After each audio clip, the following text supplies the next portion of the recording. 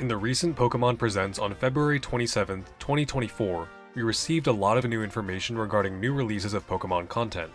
Pokémon Go got some new content, there's a new trading card game app announced, but honestly the only thing I cared about was the announcement of a new Legend-style game, Pokémon Legend Z. Pokémon Z has been such a long-awaited and anticipated game in the series, especially after getting third games like Emerald and Platinum for Gens 3 and 4. Of all the mainline Pokémon games, X and Y were the only ones to never receive any additional content after their release. Gens 1 through 4 had remakes, Gen 5 had a sequel, Gen 7 had a sequel, Gen 8 had DLC, and Gen 9 had DLC. While you could argue that Gen 6 had both X and Y and Omega Ruby Alpha Sapphire as additional content, the games are not related at all, other than the animation style and the presence of Megas.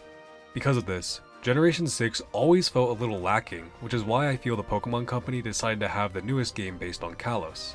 While it is still very early to tell what this game is going to be about, and what a Legend-style Kalos game entails, I want to make some predictions as to what I theorize this game is going to be about, what kind of content we should be expecting, and what the gameplay is like. Let's start off with the title. The most obvious assumption about what this game is going to be about is the legendary Pokémon Zygarde. In the same way that Pokémon Emerald had a focus on Rayquaza, and Platinum had a focus on Giratina, naturally Pokémon Z would focus around Zygarde. However, I know I just said that this is Legend Z, but it's technically ZA, and every article I found named it as such. The most obvious reference of this name is the character AZ, one of the central pieces of the storyline in Pokémon X and Y. AZ was a man who lived 3,000 years ago at a time of conflict where a war broke out between countries. People apparently treated Pokémon with special powers as mere tools in their conflict.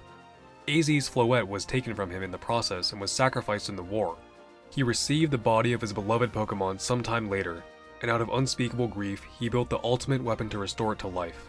He succeeded, but unable to overcome his despair, he turned the machine into a weapon, with which he destroyed both sides of the conflict, ending the war.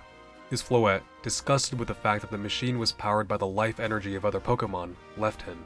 Due to the exposure to the ultimate weapon that granted life to Pokémon which had passed, AZ gained immortality and has been living for over 3,000 years, which is also where he got his massive 9-foot-tall stature from. So what does all this mean, and what does the Legends game have to do with this? Well, here is what I theorize the game will be about. We are only shown Lumiose City and that it is under construction. The caption of "A vision of beautiful coexistence between people and Pokémon" references the conflicting relationship in the war where people were using Pokémon as tools and weapons, which led to the death of AZ's Floette. One of our jobs in this game will probably be to restore that relationship to ensure that no further conflict or wars happen as a result. I speculate that in the same way we had frenzied noble Pokémon in Legends Arceus that we had to calm down by throwing bomb bags, we will have hostile wild Pokémon that still see humans as enemies as part of a war. Looking at the weird enchantment table looking text, we can tell that this is the same text that was used in Legends Arceus, so this game will probably take place around the same time or maybe a little bit later. I couldn't find any consistent information on when Legends Arceus takes place, with Bulbapedia's article saying that it was many years ago. With so little known about the history of Legends Arceus, and with there only being 2.5 minutes of trailer footage, it's really hard to make any more accurate predictions about the lore. In terms of the gameplay, I think it will function almost entirely like Legends Arceus with the same catching mechanic and same battling mechanics. While Legends Arceus had strong and agile style as the main battling gimmick, Legends ZA will have Mega Evolution as we saw at the end of the trailer. New Pokemon will get access to Megas, and maybe they will finally give Milotic and Flygon the Megas they deserve. Since we got new evolutions and regional forms in Legends Arceus, we'll probably get some in this game too.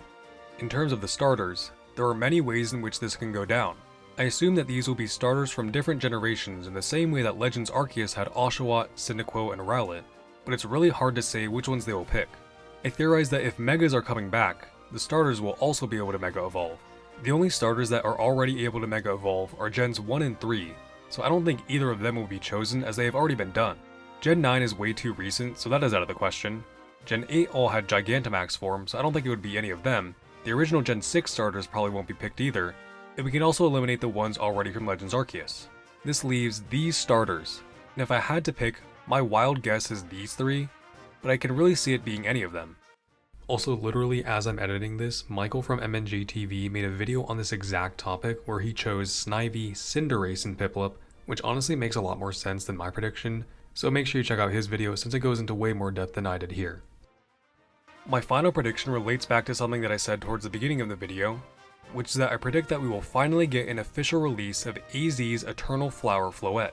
This form of Floette has never been obtainable in-game. I made a short a while back that covered all unobtainable Pokemon forms, and Floette was one of them. It has a Pokemon home sprite, has distinctly different base stats from its normal form, has a signature move, and is in the game's code of Generation 6 and 7, but was never released. My guess is that this form was meant to be released in an event, but Game Freak just never got around to doing it. And those are my predictions on what I think the newest Pokemon Legend ZA game will be about. Let me know in the comments what you predict these games will be about in terms of both lore and gameplay. Also, what Pokemon do you want to see get a Mega Evolution in this game? Anyway, thanks for watching.